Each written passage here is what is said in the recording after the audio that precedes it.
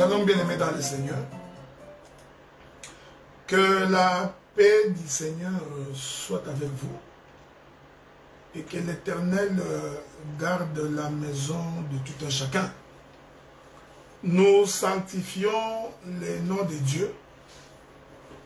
Nous bénissons également les Seigneurs de gloire qui nous a accordé en ces jours l'opportunité de pouvoir ensemble partager la parole du Seigneur.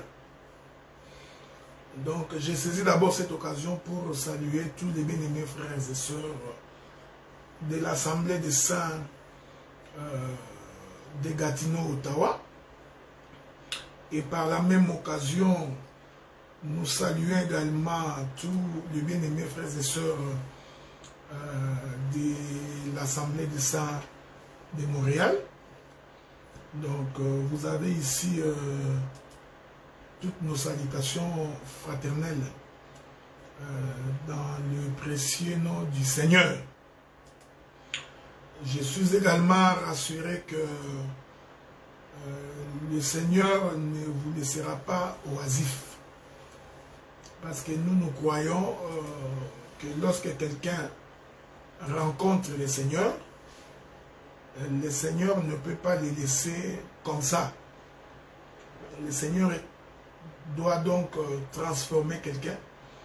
Le Seigneur doit donc changer la vie de tout un chacun.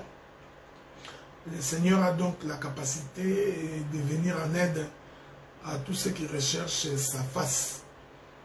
Ceci est très important. Nous allons donc passer un moment dans des sanctifications et d'édification avec la grâce du Seigneur. Que Dieu soit loué parce que c'est lui qui nous garde, c'est lui qui nous donne la vie. Il est le Dieu qui nous protège. Et si nous existons aujourd'hui, si nous avons la capacité de nous émouvoir, si nous avons la capacité d'être ce que nous sommes, nous croyons que c'est à cause de ce que Jésus fait avec nous. La Bible dit qu'est-ce que l'homme a qu'il n'ait reçu de la part du Seigneur. Donc, l'homme n'est que ce que Dieu a voulu qu'il soit. Ainsi, par conséquent, un homme ne peut pas être orgueilleux. Un homme ne peut pas avoir une haute opinion de lui-même. Seulement s'il comprend que c'est Dieu qui a fait en sorte qu'il soit ce qu'il est. Nous, comme vous savez, donc je profite de l'occasion, donc nous avons deux assemblées. Donc nous avons une assemblée à Montréal. Voilà pourquoi j'ai toujours demandé à tous les bien-aimés frères et sœurs qui sont à Montréal, donc tous ceux qui veulent connaître la parole et qui veulent sonder les profondeurs de Dieu, de nous joindre dans l'Assemblée des Saints de Montréal, 96-97 boulevard Saint-Laurent, et premier niveau, local 103.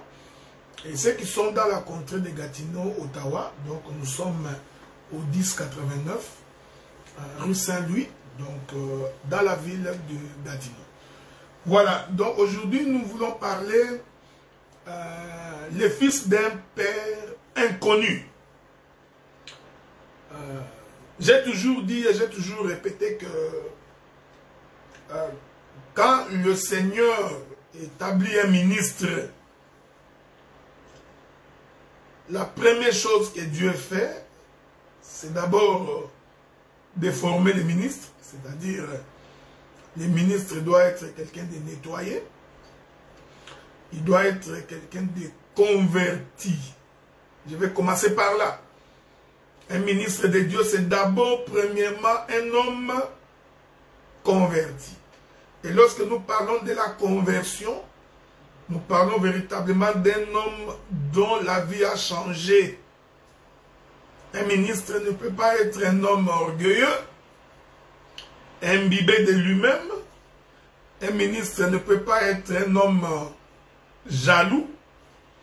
Un ministre ne peut pas être un homme rempli de haine.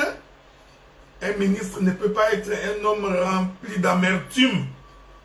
Bien au contraire, un ministre, c'est d'abord un homme transformé, un homme qui est changé au travers de la parole. Et une fois que la personne a changé, transformé, il faut maintenant que Dieu donne à cet homme la capacité de comprendre le sens des Écritures.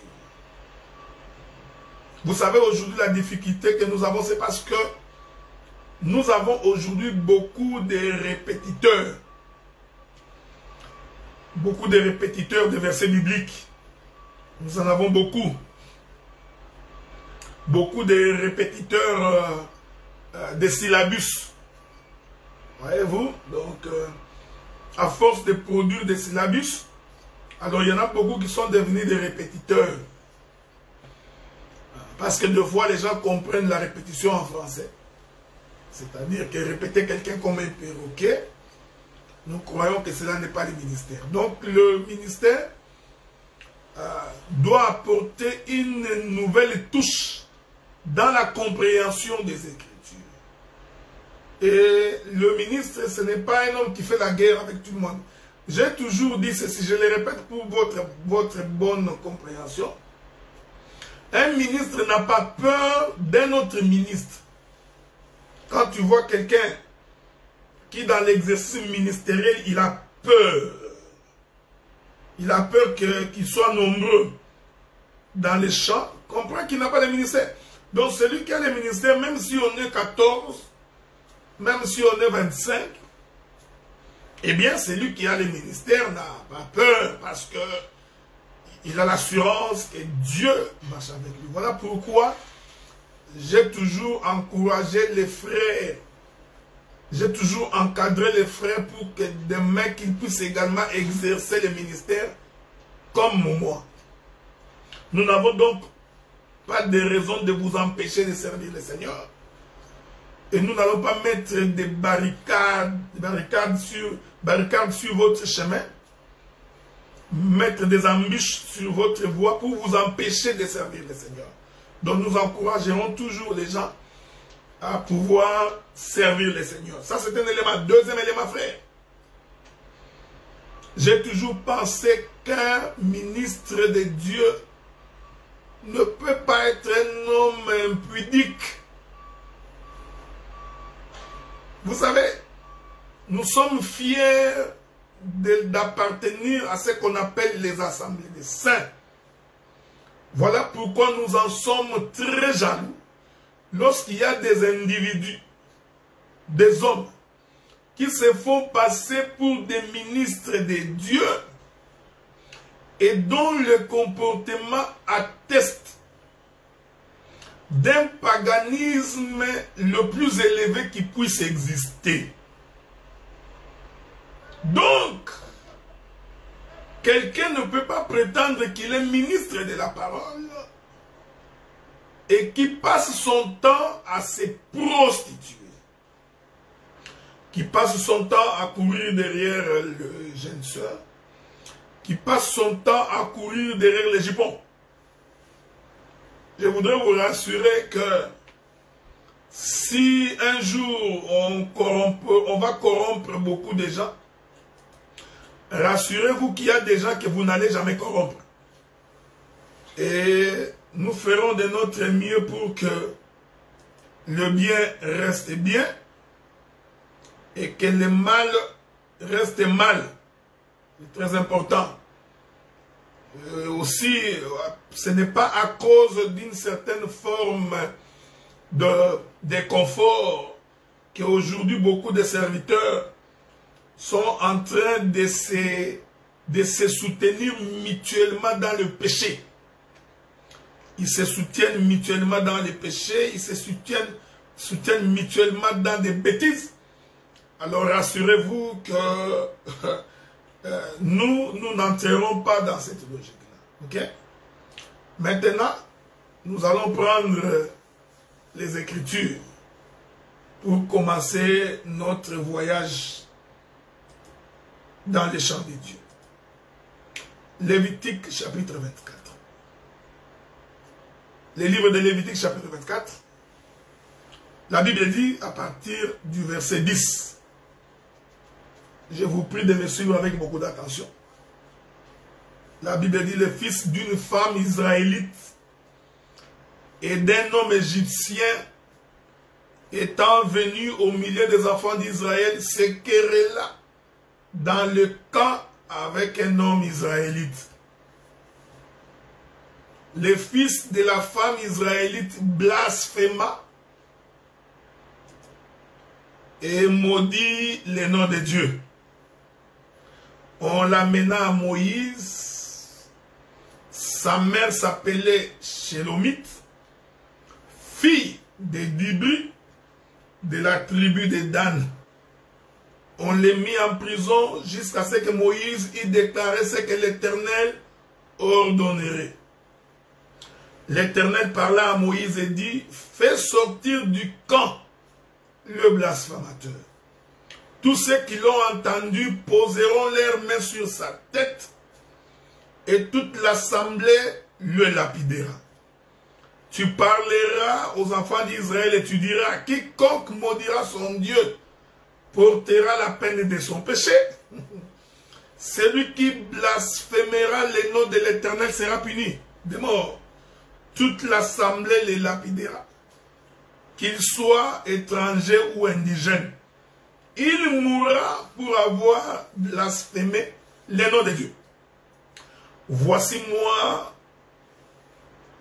les Écritures qui vont nous permettre de marcher. Ces Écritures nous serviront de béquilles pour expliquer les fils d'un père inconnu. Gloire soit rendue à Dieu, parce que nous croyons que la parole de Dieu reste d'abord la révélation de l'Écriture. J'ai entendu beaucoup de gens dire que non, tu vois, la parole de Dieu, c'est la doctrine. Non. Non, la parole de Dieu, c'est la révélation. C'est la révélation qui permet de poser la doctrine. Donc, sans la révélation, tu ne peux pas poser la doctrine. Donc, c'est la révélation qui permet de creuser la terre pour que la doctrine soit bien posée. Donc, quelqu'un ne peut pas dire qu'il a la doctrine sans avoir au préalable la révélation. Il y a beaucoup des Écritures qui attestent de ces choses. Donc, pour que les fondements soient bien posés, pour que les pieds soient bien installés, il faut premièrement que la révélation soit donnée. Voilà pourquoi la pierre de fête qu'on appelle Jésus, qui est la pierre angulaire, que l'on pose sur le plan doctrinal, cette pierre doit d'abord descendre du ciel. On va lire quelques Écritures. Donc il y a beaucoup de gens qui disent des choses qu'ils ne comprennent pas. Laissez-moi vous trouver cette Écriture-là. Ça nous permettra d'avancer calmement. Je demanderai mon bien-aimé Jimmy, quand il fera le montage, de couper, parce que je parlerai pendant 1h30. Nous prenons d'abord Job chapitre 38, le verset 6. La Bible dit ceci. Sur quoi ces bases sont-elles appuyées? Ou qui en a posé la pierre angulaire? Donc vous comprenez? Donc la pierre angulaire doit être posée. C'est important de comprendre. Donc il faut d'abord retrouver la pierre angulaire et venir poser cette pierre angulaire pour que la maison ait un fondement. Donc la doctrine ne peut pas exister avant la pierre angulaire. Je continue. Nous pouvons également prendre les livres d'Éphésiens chapitre 2, le verset 20. Vous avez été édifiés sur le fondement des apôtres et des prophètes, Jésus-Christ lui-même étant la pierre angulaire. Donc Jésus, c'est lui la pierre angulaire. Est-ce qu'on est d'accord avec vous? 1 Pierre chapitre 2, le verset 6. 1 Pierre chapitre 2, le verset 6. La Bible dit, car il est dit dans l'Écriture, je mets en Sion une pierre angulaire, choisie, précieuse. Celui qui croit en elle ne sera point confus. Donc il faut croire en la pierre pour ne pas être confondu. Or la Bible dit, heureux l'homme qui se confie en l'Éternel parce que il ne sera pas dans la confusion. Donc ici la pierre, en réalité c'est l'Éternel Dieu lui-même. J'ajoute encore une quatrième écriture. Ésaïe chapitre 28, le verset 16. C'est pourquoi ainsi parle le Seigneur, l'Éternel. Voici, j'ai mis pour fondement en Sion. J'ai mis pour fondement en Sion une pierre éprouvée, une pierre angulaire d'épris, solidement posée. Celui qui la prendra pour appui n'aura point hâte de fuir. Vous voyez, frère? Donc, il faut prendre la pierre, venir poser sur la terre pour que la doctrine soit posée. Or, cette pierre-là, c'est Jésus. Or, Jésus, lui, il est la révélation de la parole. Est-ce que vous comprenez? Jésus dit, je suis sorti du Père. Donc, il est venu du ciel. Voyez-vous? Donc, il est sorti du ciel. Il est descendu pour servir des pierres angulaires. Donc, la doctrine ne peut pas exister sans la révélation. Donc, vous voyez, tous ces gens qui sont en train de critiquer les prédicateurs qui ont la révélation, c'est de la jalousie pure et simple. Quand tu vois un prédicateur commencer à dire, oh non, tu vois, lui c'est beaucoup de révélations, il ne respecte pas la doctrine. Non, c'est un ignorant. Celui qui dit comme ça, soit qu'il est jaloux, soit que c'est véritablement un ignorant qui ne comprend pas les choses de Dieu. Donc la doctrine ne peut pas être posée sans la révélation. La pierre de fait est descendue du ciel. On vient donc la poser sur la terre pour servir des doctrines. Est-ce que vous comprenez? C'est pourquoi Jésus a dit, je suis le véritable pain descendu du ciel.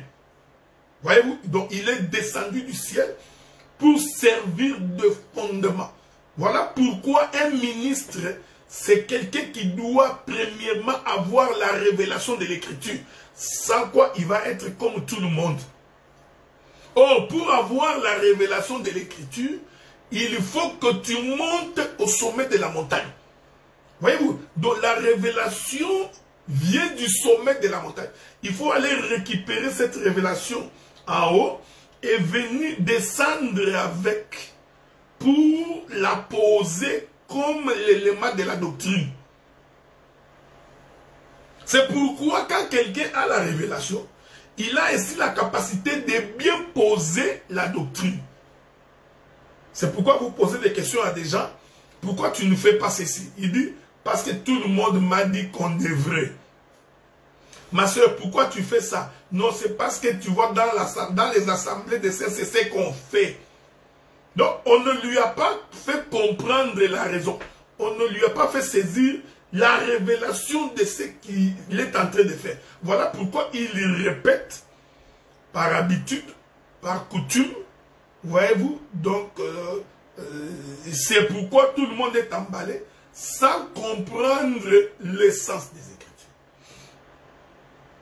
Retournons maintenant. Parce que Lévitique chapitre 24, verset 10 au verset 16 est une révélation. Cette écriture ici cache les mystères de la parole. La Bible dit, la fille d'une femme israélite et d'un homme égyptien, étant venue au milieu des enfants d'Israël, se querella dans un camp avec un homme israélite. Regardez le verset 11. Le verset 11 dit, le fils de la femme israélite blasphéma. et maudit le nom de Dieu. On l'amena à Moïse. Sa mère s'appelait Shélomite. Vous voyez? Donc, la maman de cet homme était connue.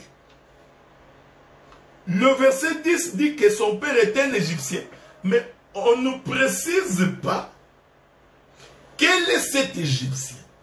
Voilà pourquoi nous croyons que cet évangile que nous portons, cet évangile de la révélation, a la capacité de découvrir qui est le père de cet homme.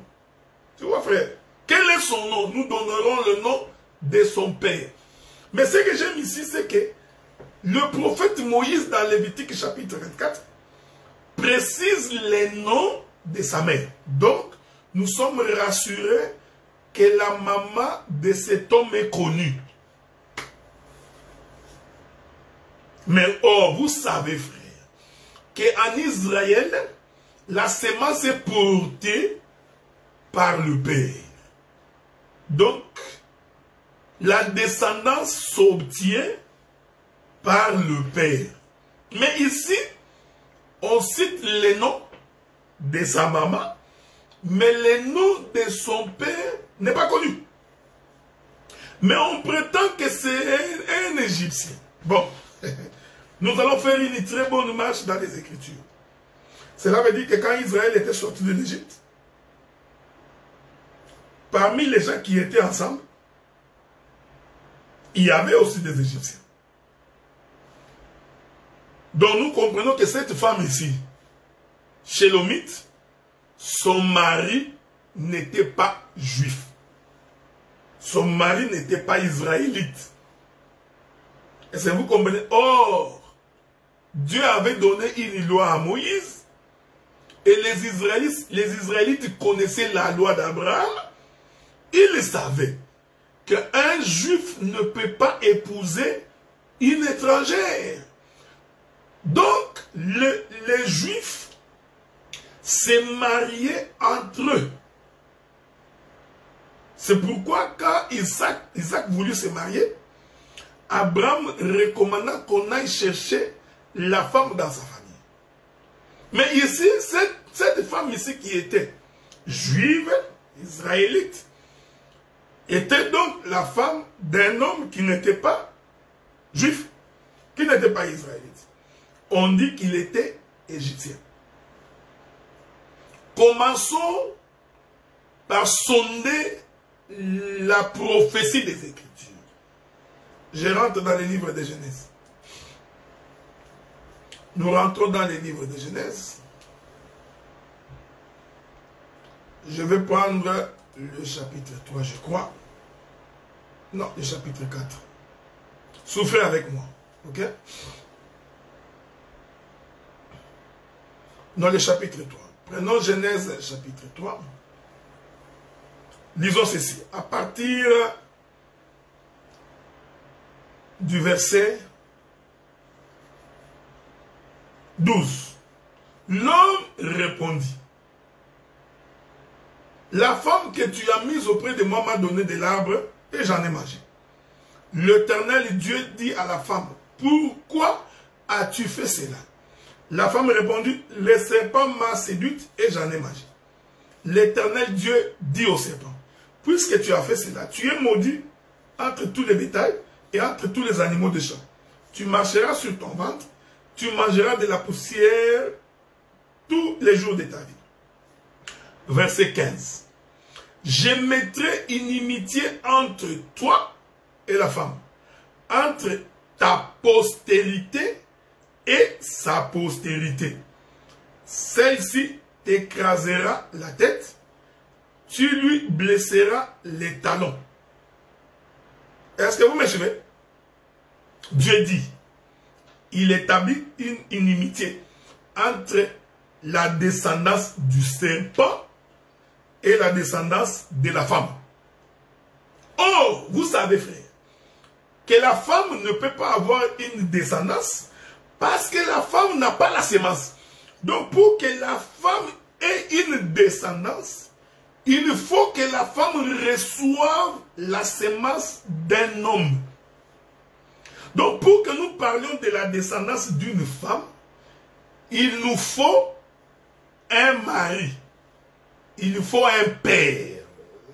Suivez-moi bien, suivez-moi attentivement. Donc, cette écriture est contradictoire à l'ordre naturel des choses. Parce que la femme n'a pas de postérité. La femme n'a pas d'héritage. La femme ne peut pas avoir un héritier. Parce que la femme n'est pas porteuse de la sémence. Je veux que vous me suiviez bien. Donc, quand le Seigneur dit à la femme que j'établis une inimitié entre ta postérité, à toi la femme, avec la postérité du serpent, il se pose un grand problème parce que pour que la femme ait une postérité, il faut qu'un homme aille vers la femme. C'est ainsi que vous comprendrez le verset 16 de Jean chapitre 3. Il est écrit, il dit à la femme, j'augmenterai la souffrance de tes grossesses. Voilà. Or, pour que la femme ait une grossesse, il faut qu'un homme aille vers la femme. Donc, il faut que l'homme vienne poser sa sémence dans la femme. Donc, Genèse chapitre 3, verset 15, on ne cite pas les noms de la femme. Parce que si Dieu devrait être cohérent comme vous et moi, comme les humains, il aurait dû dire, j'établis l'inimitié entre la descendance du serpent et la descendance d'Adam. Ça là, ça ne poserait aucun problème. Est-ce que vous me suivez bien? Suivez-moi attentivement. Donc, naturellement, Dieu aurait dû dire, j'établis donc l'inimitié entre la descendance d'Adam, parce que Adam est porteur de la sémence, et la descendance du serpent. Remarquez dans cette écriture, Dieu a effacé Adam. J'insiste. Donc Dieu a fait comme si Adam n'existait pas. Parce que prophétiquement, Dieu ne voyait pas Adam comme le mari d'Ève. Donc la grossesse qu'Ève allait porter ne devrait pas être la grossesse d'Adam. Voyez-vous? Donc la grossesse d'Ève devrait être la grossesse d'un père inconnu. Voilà, je commence là. J'augmenterai la souffrance de tes grossesses, tu enfanteras avec douleur, tes désirs seront portés vers ton mari, mais il dominera sur toi. Est-ce que vous comprenez? Donc, j'aime ça.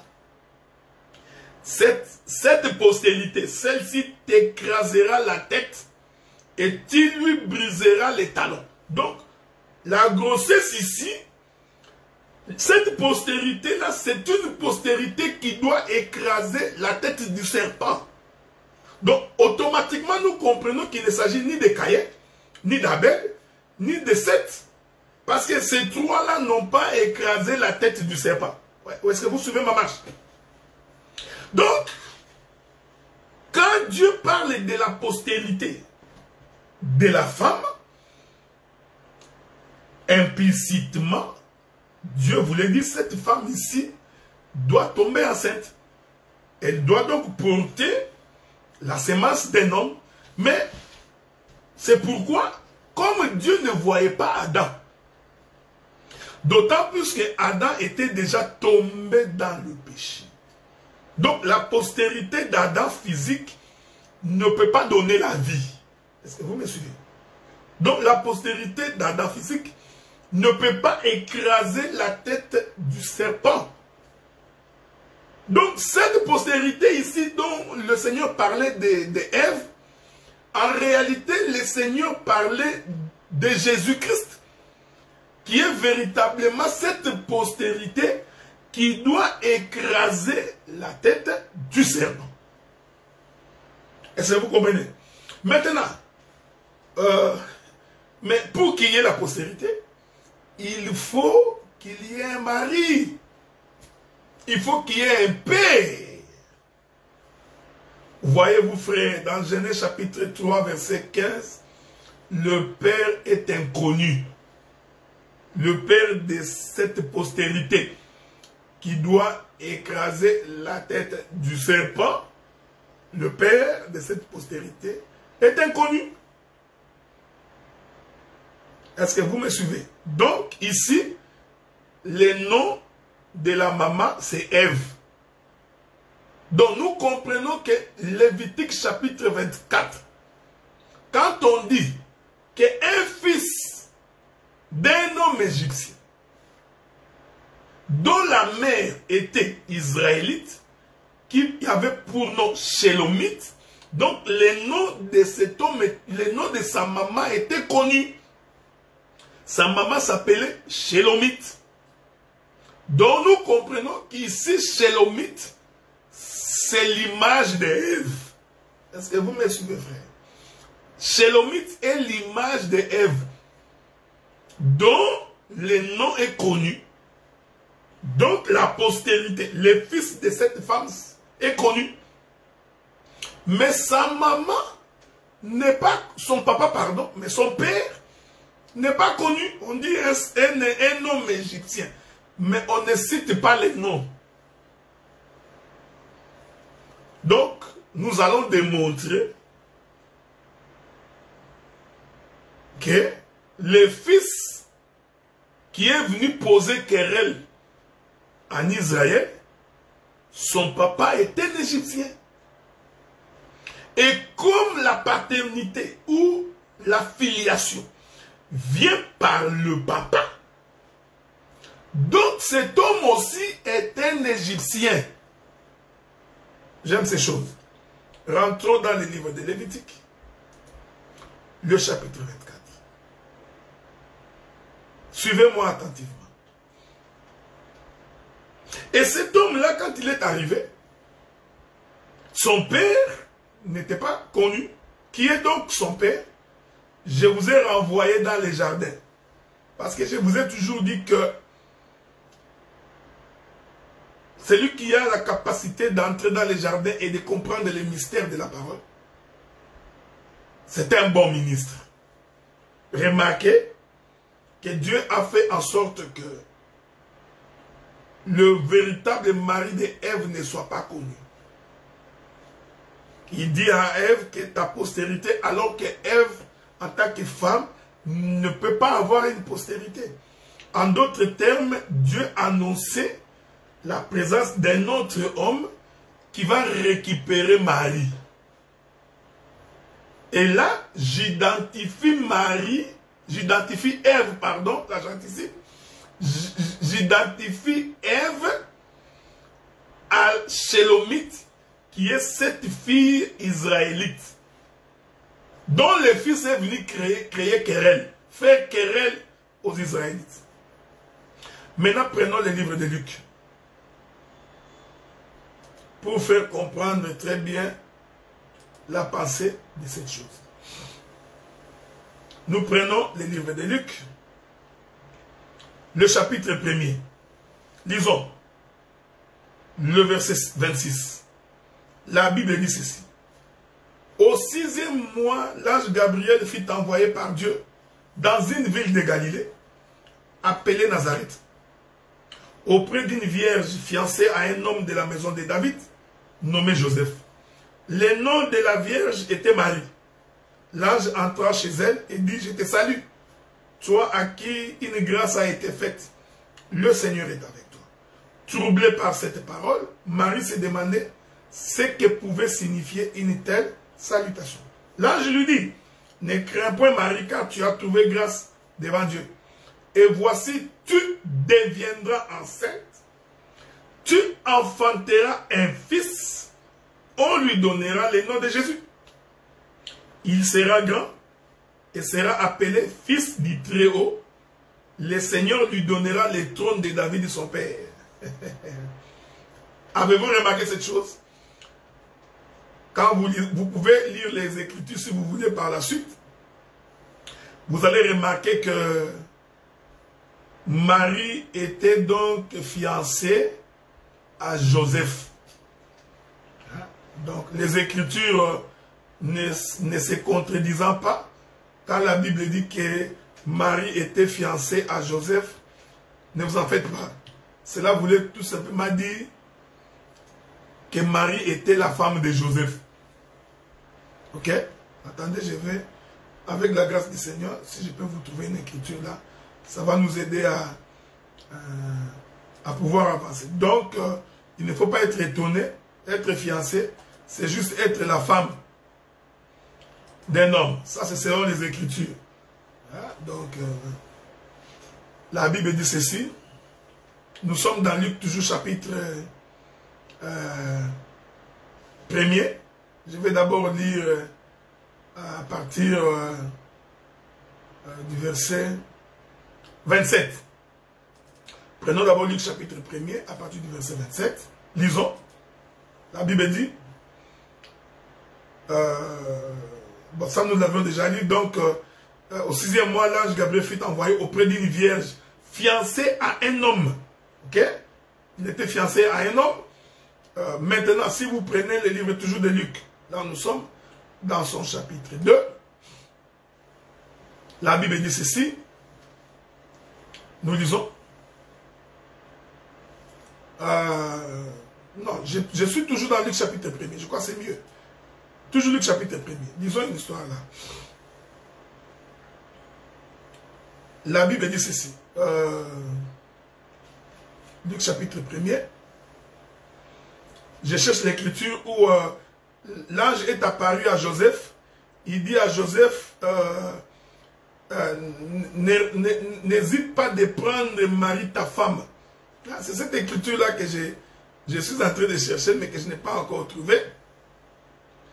Donc, il dit à Joseph, n'hésite pas de prendre Marie ta femme, alors que le verset, Luc chapitre 1er, verset 26, dit que Marie et Joseph étaient des fiancés. Donc, mais l'ange vient préciser que,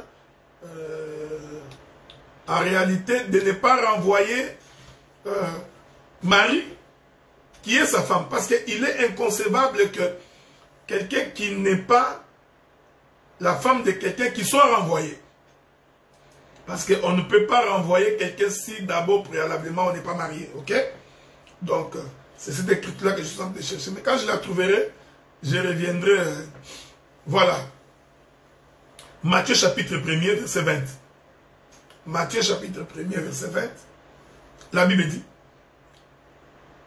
comme il y pensait, voici un ange du Seigneur lui apparut en songe et dit, Joseph, fils de David, ne crains pas de prendre avec toi, Marie, ta femme. Vous voyez, frère, Luc dit, ils étaient fiancés, mais Matthieu, il ne dit pas fiancé. Il dit, ne crains pas de prendre avec toi, Marie, ta femme, car l'enfant qu'elle a conçu vient du Saint-Esprit. Est-ce que vous me suivez, frère? Donc, Marie, en réalité, était la femme de Joseph. Je voudrais vous rappeler que nous sommes en train de sonder les profondeurs de Dieu. Nous ne prêchons pas la rousse. Nous ne prêchons pas les choses du monde. Nous ne faisons pas du wenge. Nous ne prêchons pas, nous ne faisons pas de polémiques. Est-ce que vous comprenez? Donc, nous venons présenter la perfection des Écritures. Donc, nous ne venons pas ici faire du spectacle. Moi, je ne suis pas un comédien. Je ne suis pas ici pour amuser les jeunes filles du roi. Non. Nous venons pour expliquer les profondeurs des Écritures. Luc dit que Marie et Joseph étaient fiancés. Matthieu vient préciser que non, ils étaient mari et femme. Est-ce que vous comprenez? Donc, Marie était la femme de Joseph. C'est Matthieu, chapitre 1er, le verset 20, qui le dit clairement. Mais, étonnamment, étonnamment, nous allons voir que Marie va tomber enceinte d'un père inconnu. La Bible dit que Joseph ayant constaté que Marie était enceinte, il voulait rompre discrètement cette relation. Donc, cela veut dire que Marie est tombée enceinte, mais dont la semence n'était pas de Joseph. Donc, Jésus qui naît ici, naturellement, son père est un inconnu. Est-ce que vous me suivez, frère? Le père de Jésus était un inconnu. Parce que la grossesse de Marie, le père n'était pas connu. Donc Joseph, lui, ne connaissait pas comment cet enfant, comment ma femme est tombée enceinte. Donc il y a eu quelqu'un qui est passé et qui a engrossé Marie. Je voudrais que vous me suiviez bien parce que je suis en train d'expliquer Lévitique chapitre 24, le verset 10. Mon bien-aimé Dr. Guy Roger Bassafoula, merci de te voir en ligne. Je donne l'écriture de base pour que tu puisses nous rejoindre. Lévitique chapitre 24, verset 10 au verset 16. Un homme est venu au milieu des enfants d'Israël. La Bible dit que sa maman était israélite, mais le nom de son père n'est pas connu. On dit un homme égyptien. J'ai dit entre guillemets. Dans cet évangile, nous expliquons pourquoi le nom de cet homme n'était pas cité. Pourquoi on a tué le nom de cet homme égyptien. Et pourquoi est-il égyptien? Vous comprenez? Donc ici, quand on dit qu'il est égyptien, cela veut dire qu'il ne faisait pas partie, mon bien-aimé, que Dieu te bénisse, il ne faisait pas partie des Israélites. Donc, par rapport aux Israélites, l'Égyptien, c'est un étranger. Est-ce que vous me suivez? Et l'Écriture dit que son père était inconnu. Et nous disons que cette Écriture de Lévitique 24 cache un caractère prophétique que je suis en train d'expliquer maintenant. J'ai dit que le nom de la maman était connu. La maman s'appelait Shélomite. J'ai identifié Shélomite à Ève. J'ai dit que Ève, son nom était connu. Mais Dieu a dit à Ève que ta postérité écrasera la tête du serpent. Je vous ai fait comprendre qu'une femme n'a pas de postérité. Ça n'existe pas naturellement. Donc si nous voyons une femme avec une postérité, nous comprenons qu'un homme est passé là-bas. Donc parce qu'il n'y a qu'un homme qui peut donner la sémence à une femme. Donc la postérité n'est pas pour la femme, mais la postérité est pour l'homme. Donc Genèse chapitre 3 verset 15, le nom de la personne qui devrait engrosser Ève pour qu'il y ait une postérité capable d'écraser la tête du serpent, cet homme-là, son nom n'est pas révélé. Dieu avait caché cela. Et il nous a donné la capacité maintenant de comprendre les noms. Qui est ce père-là? C'est pourquoi je suis allé maintenant toucher Marie. Je vous ai fait comprendre que les gens de la ville pensaient que c'est Joseph qui était le père de Jésus. Alors qu'en réalité, le père de Jésus était un inconnu. Donc Jésus, c'est le fils d'un père inconnu. Est-ce que vous comprenez? Donc, mais les gens de la ville pensaient que c'est Joseph qui est son père. Mais lui-même, Joseph, vous savez que non, je ne suis pas le père de Jésus. C'est pourquoi, frère, vous allez remarquer. On a cité le nom de Joseph jusqu'à l'âge de 12 ans de Jésus. Hein? Nous allons entendre le nom de Joseph pendant la naissance de Jésus. Jusqu'au jour où Jésus est allé au temple, pendant qu'il rentrait, et que Jésus a disparu, et qu'ils sont allés le retrouver au temple, la Bible dit que Jésus avait 12 ans. C'est seulement pendant ce laps de temps qu'on parle de Joseph. Après 12 ans, on n'a plus parlé de Joseph. En fait, Jésus n'a jamais fait allusion à Joseph. Est-ce que vous me suivez, frère? Vous avez remarqué que tous les ministères de Jésus, Jésus au moins faisait allusion à sa mère. La Bible dit qu'un jour, les gens sont venus voir Jésus pour lui dire, ta mère et tes frères. J'aime ça. Je ne sais pas si je peux vous trouver cette écriture-là. Est-ce qu'on peut trouver cette écriture-là? Alors cherchez l'écriture-là. Si on peut trouver cette écriture-là, ça sera une très bonne chose. Ah, je suis en train de chercher cette écriture-là. Souffrez. Hein? Voilà, je suis dans Matthieu chapitre 12. Matthieu chapitre 12, verset 46. La Bible dit ceci. Comme Jésus s'adressait encore à la foule, sa mère et ses frères. Voyez, frère, on ne cite pas son père. Est-ce que vous remarquez? Je pourrais vous multiplier des versets. On dit, sa mère et ses frères qui étaient dehors cherchèrent à lui parler. Tu peux ajouter le verset 47, Matthieu chapitre 12, verset 47. L'écriture dit, quelqu'un lui dit, voici ta mère et tes frères sont dehors, ils cherchent à te parler. Donc, vous voyez frère, donc on ne parle pas de son père. Donc on ne parle pas de Joseph. Je voudrais ici scandaliser quelqu'un. Hein? Si on peut parler le langage des humains. Donc, la maman de Jésus, Marie, c'était une prostituée. Pendant qu'elle était avec Joseph, son mari, selon Matthieu chapitre 2.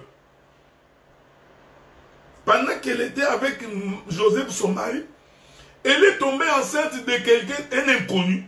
Donc, vous comprenez? Donc, Jésus, c'est un enfant bâtard. J'aime ces choses. Sois pas fâché. C'est une façon de parler. Parce que l'enfant bâtard, c'est l'enfant dont le père n'est pas connu. Vous comprenez? Pour le commun des mortels, quand le papa n'est pas connu, donc cet enfant-là, c'est un enfant bâtard. Voilà. Donc, donc c'est pourquoi tous les ministères, on faisait référence à sa mère, la maman de Jésus. Même quand ils se sont retrouvés sur la croix, voyez-vous, c'est toujours sa mère. Il dit, mère, voici ton fils, fils, voici ta mère. Qu'est-ce qui était devenu Joseph? Nous ne savons pas. Est-ce que vous comprenez? Regardez, donc le papa de Jésus était un inconnu. Donc, Lévitique chapitre 24.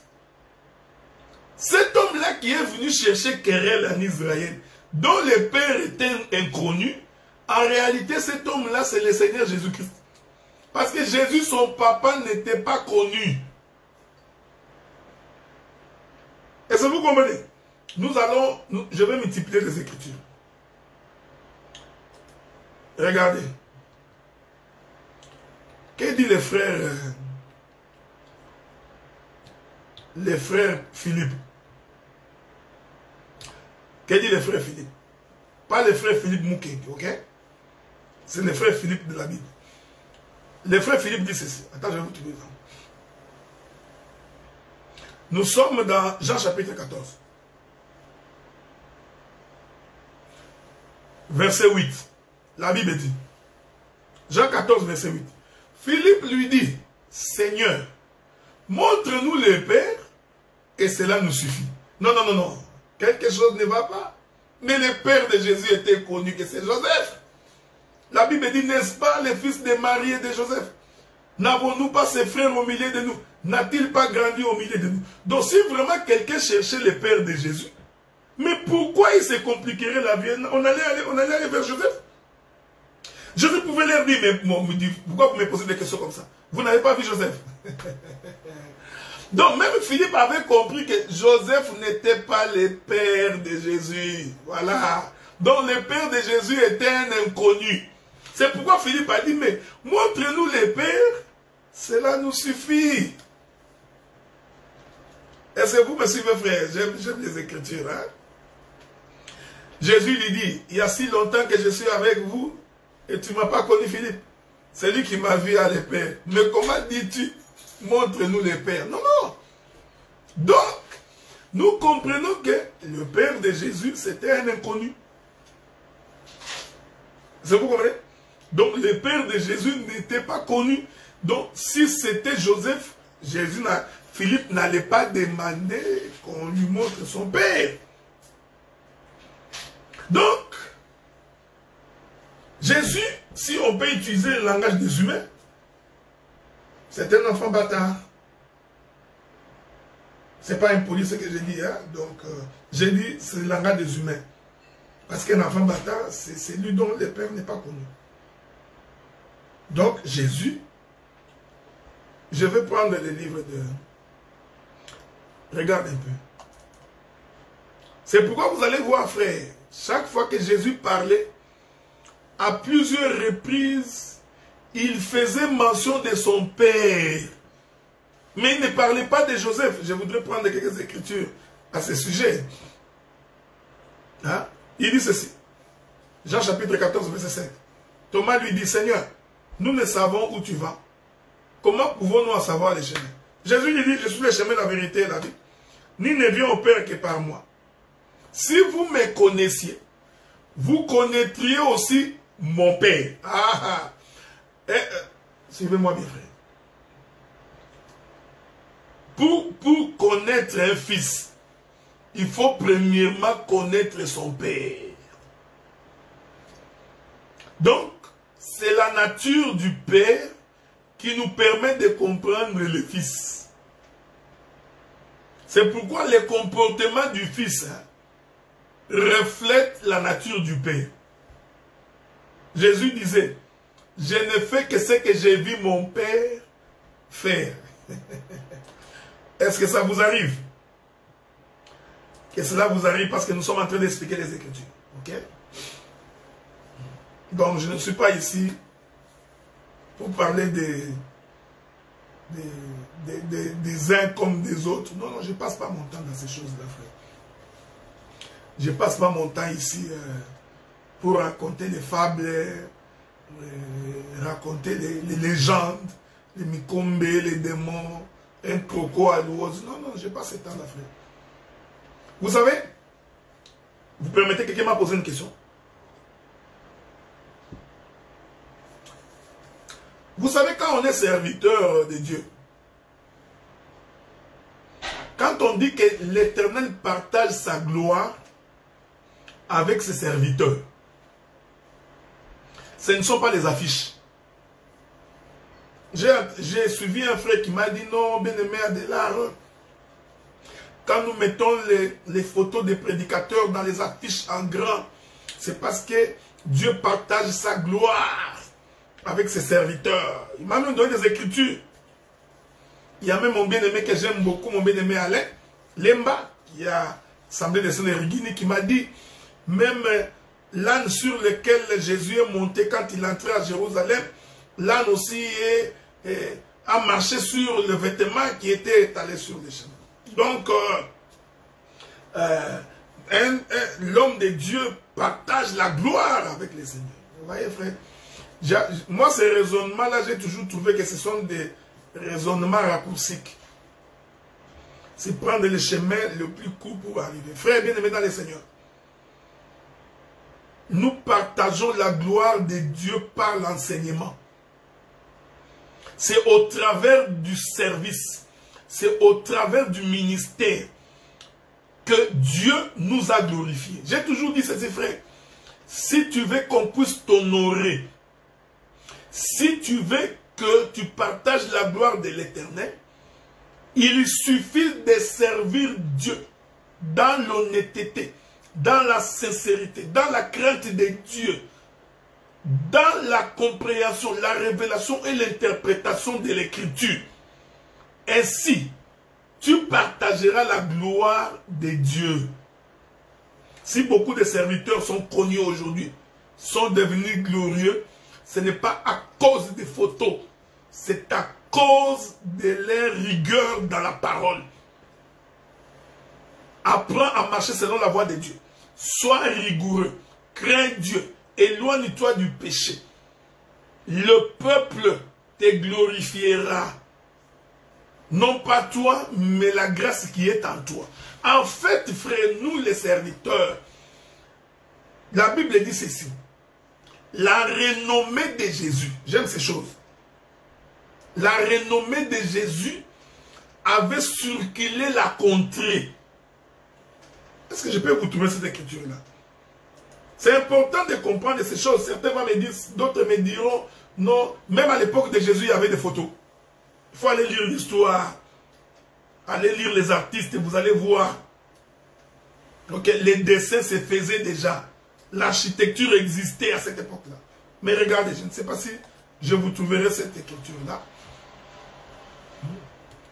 Comme je n'ai pas l'habitude de débloquer les versets, mais espérons que je vais la trouver. Si je ne la trouve pas, ce n'est pas grave, je reviendrai plus tard. Hein? Mais je suis en train d'espérer que je trouverai cette écriture-là. La Bible dit ceci. Je vais d'abord... je prends Psaume. Prenons d'abord Psaume. Je lirai beaucoup de versets. Je prends Psaume. Chapitre 138, le verset 2. L'Écriture dit ceci. Je me prosterne devant ton saint temple. Je célèbre ton nom à cause de ta bonté et de ta fidélité. Car ta renommée s'est accrue par l'accomplissement de tes promesses. Donc, quand Dieu accomplit les promesses faites au travers de notre Père Abraham, ainsi l'Écriture dit, sa renommée s'est accrue. Je peux ajouter, ajoutons d'autres Écritures, si vous voulez. Matthieu chapitre 1er, le verset 28. Écoutez ce que la Bible dit. Sa renommée s'est répandue aussitôt dans tous les lieux environnants de la Galilée. Je vais ajouter, il ne faut pas vous fatiguer des Écritures, on en a beaucoup.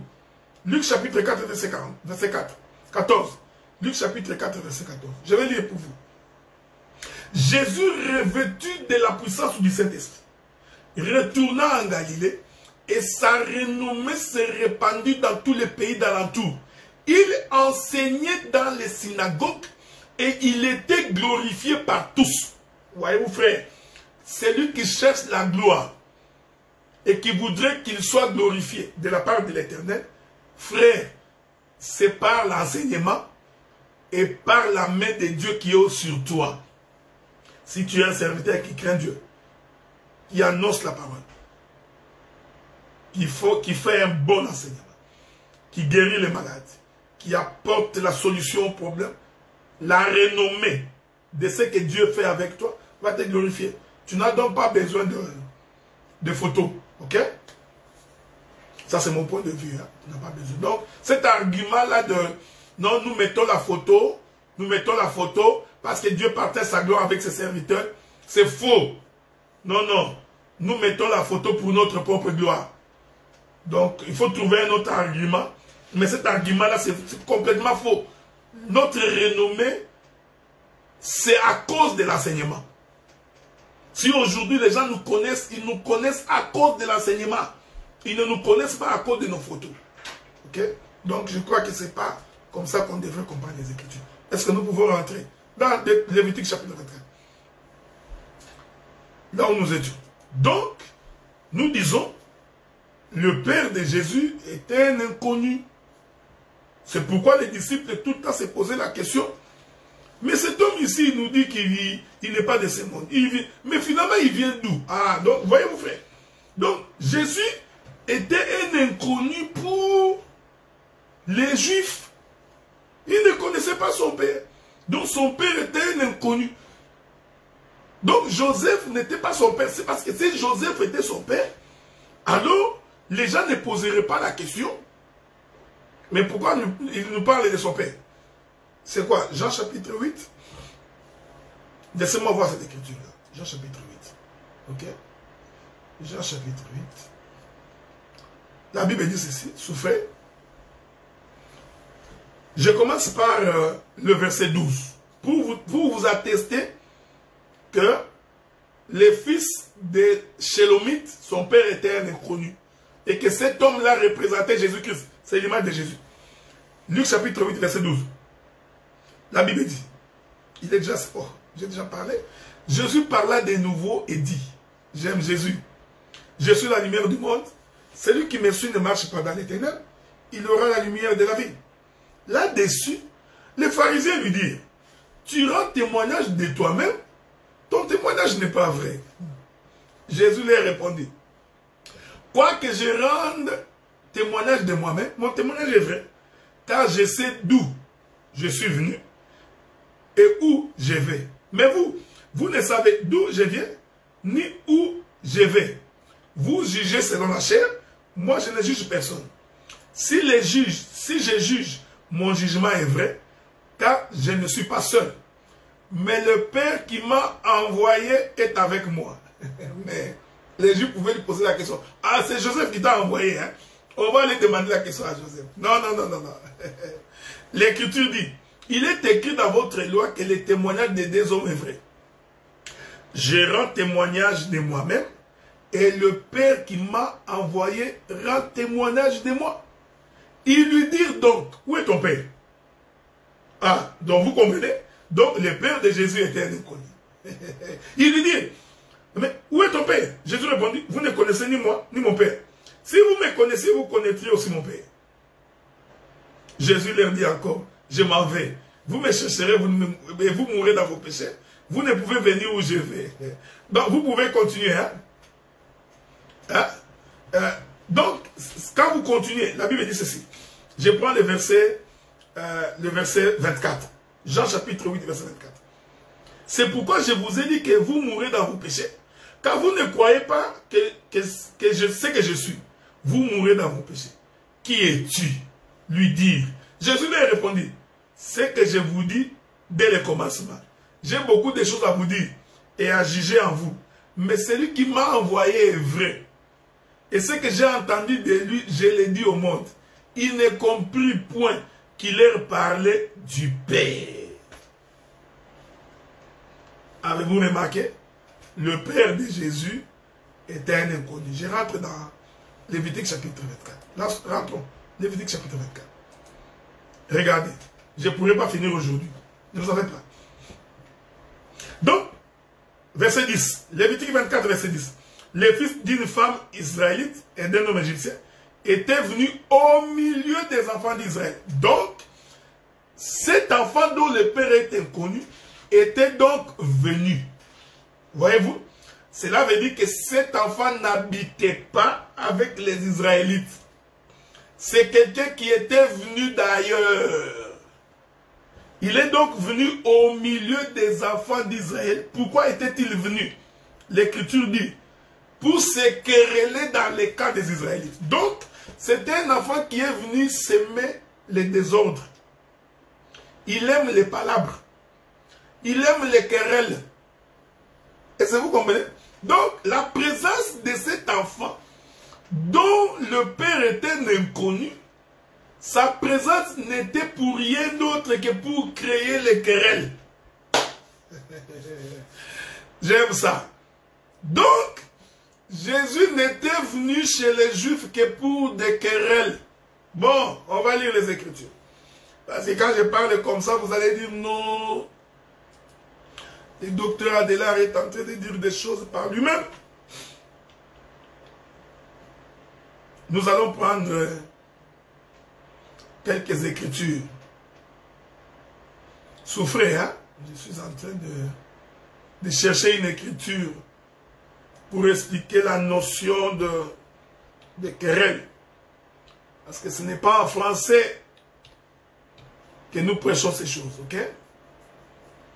Ce n'est pas en français. Nous allons prendre les livres de Luc ou Matthieu. Souffrez. Souffrez avec moi, ok? Luc chapitre 2. Luc chapitre 2. Prenez vos Bibles. Nous prenons le livre de Luc chapitre 2. Nous allons lire à partir du verset 22. Quand les jours de leur purification furent accomplis, selon la loi de Moïse, Joseph et Marie les portèrent à Jérusalem pour les présenter au Seigneur. Suivant ce qui est écrit dans la loi du Seigneur, tout mâle premier-né sera consacré au Seigneur. Et pour offrir en sacrifice 2 tourterelles ou 2 jeunes pigeons, comme cela est prescrit dans la loi du Seigneur. Et voici, il y avait à Jérusalem un homme appelé Siméon. Cet homme était juste et pieux. Il attendait la consolation d'Israël. Et l'Esprit Saint était sur lui. Ouais, on apporte Jésus. Joseph savait que cet enfant que nous amenons n'est pas mon enfant. Son père était un inconnu. La Bible dit, il vint au temple poussé par le Saint-Esprit. Et comme les parents apportaient le petit enfant Jésus pour accomplir à son égard ce qu'ordonnait la loi, il est reçu dans ses bras, bénit Dieu et dit, c'est ici que je vais expliquer l'homme qui vient poser des problèmes en Israël, qui vient s'aimer des querelles. Écoutez ce qu'il dit.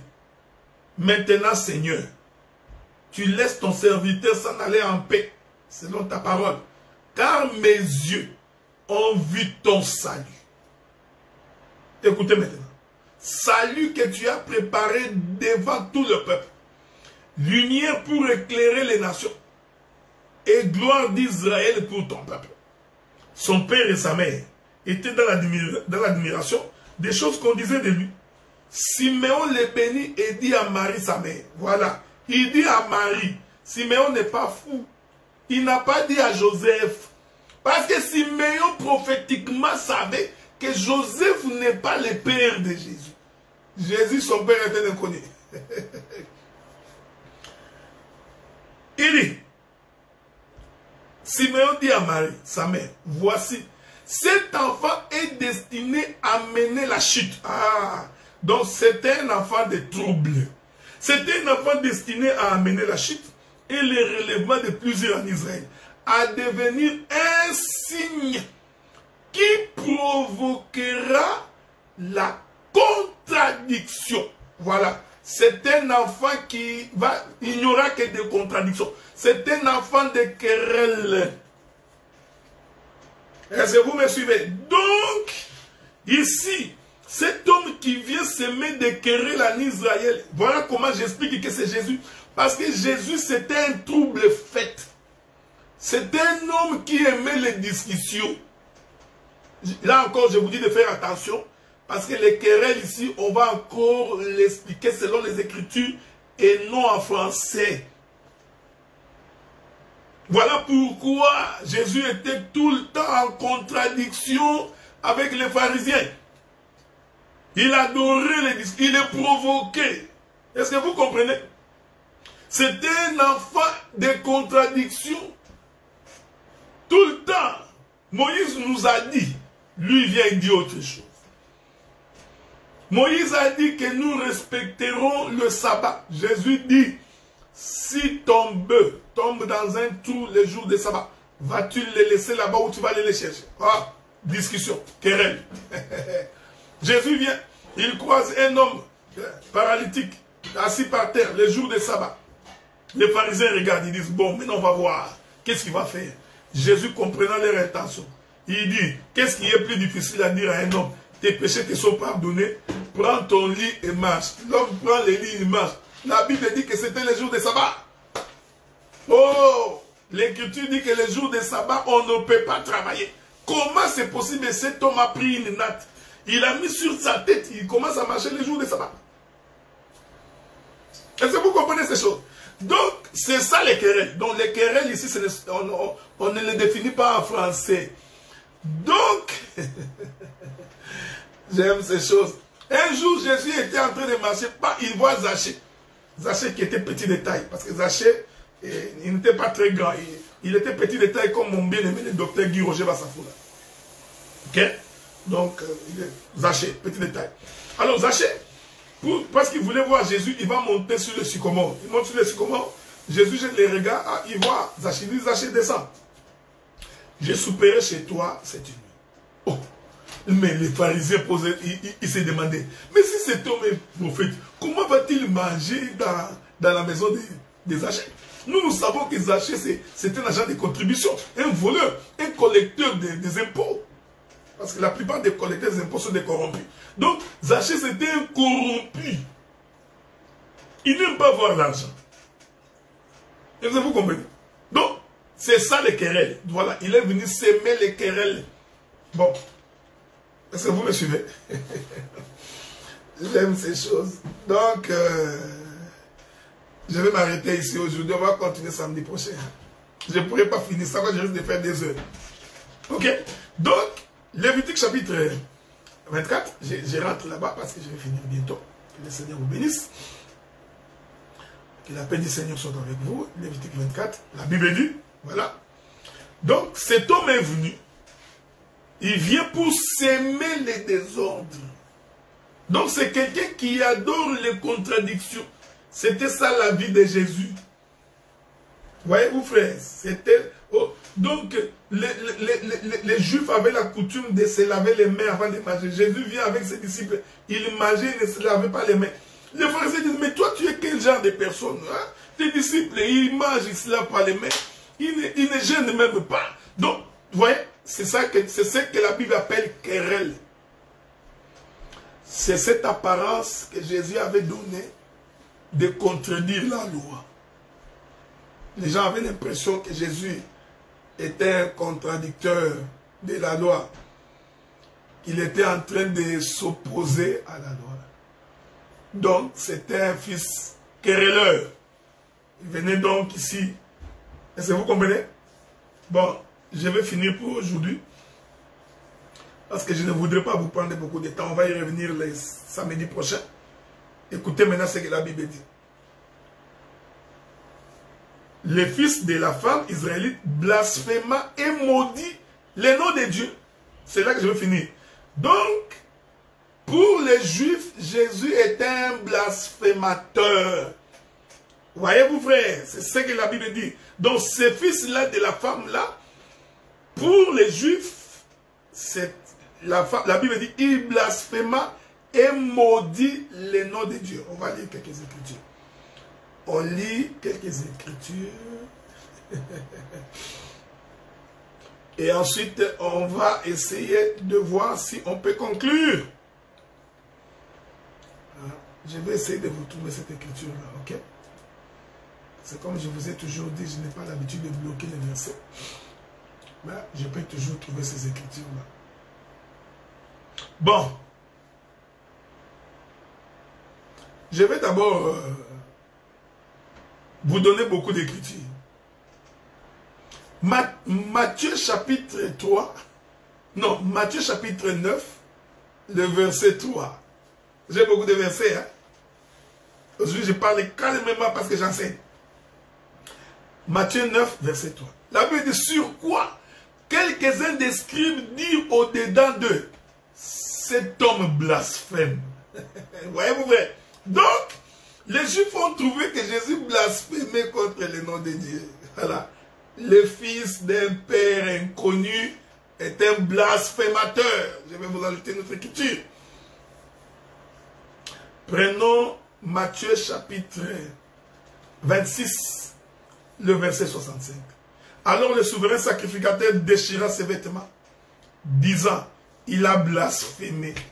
Qu'avons-nous encore besoin de témoins? Voici, vous venez d'entendre son blasphème que vous ensemble. Vous voyez? Parce que la loi disait que quiconque blasphémera contre le nom de l'Éternel est maudit et doit être lapidé.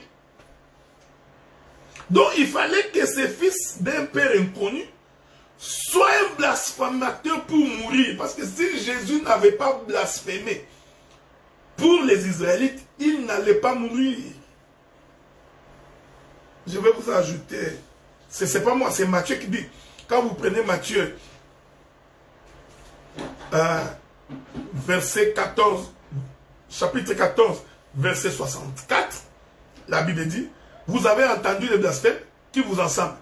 Tous les condamnèrent comme méritant la mort. Je vais revenir là-bas. Je vous ajoute une autre écriture. Marc chapitre 2, verset 7. La Bible dit, comment cet homme parle-t-il ainsi? Il blasphème. Qui peut pardonner les péchés si ce n'est Dieu seul? Vous voyez? Donc les querelles ont conduit au blasphème. Donc chaque fois que Jésus posait des actes, que les Israéliens trouvaient que c'était contre la loi de Dieu, c'était des querelles. Et en conclusion, il dit, c'est un blasphémateur. Que le Seigneur vous bénisse, qu'il vous garde, qui garde vos maisons. Nous allons devoir y revenir le samedi prochain pour continuer. Parce que j'ai encore beaucoup de choses à dire là-bas. Retenez alors que Lévitique chapitre 24, le verset 10 au verset 16, cet homme-là, dont le père est inconnu, c'était l'image de Jésus. Il est venu en Israël pour s'aimer les querelles. Les querelles, j'ai expliqué. C'est cette apparence de contredire la loi. Et pour les Juifs, c'est un blasphème. Nous allons maintenant expliquer pourquoi il doit mourir. Voyez-vous? Que la paix du Seigneur soit avec vous. Et que sa bonté vous conduise. Et que sa paix également marche avec vous. Dans le nom du Seigneur.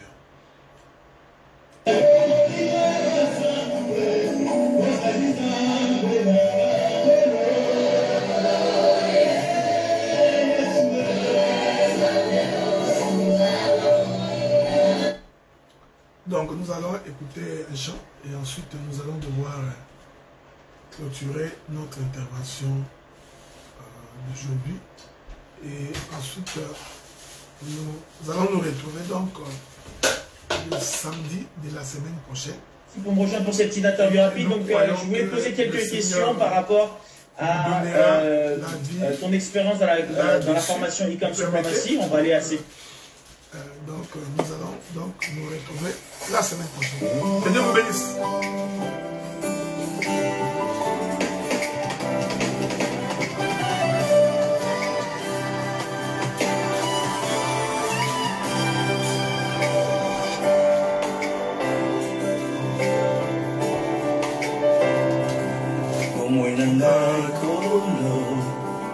Yesu esimba minayo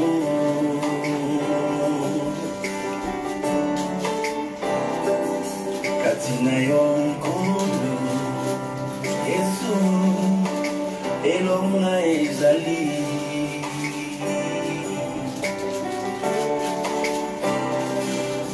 ozali nyonso ya motuya najali na yango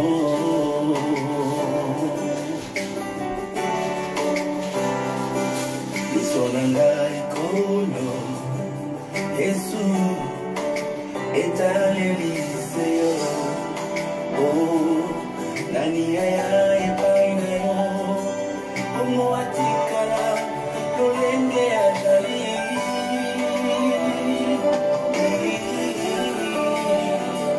Libana nanda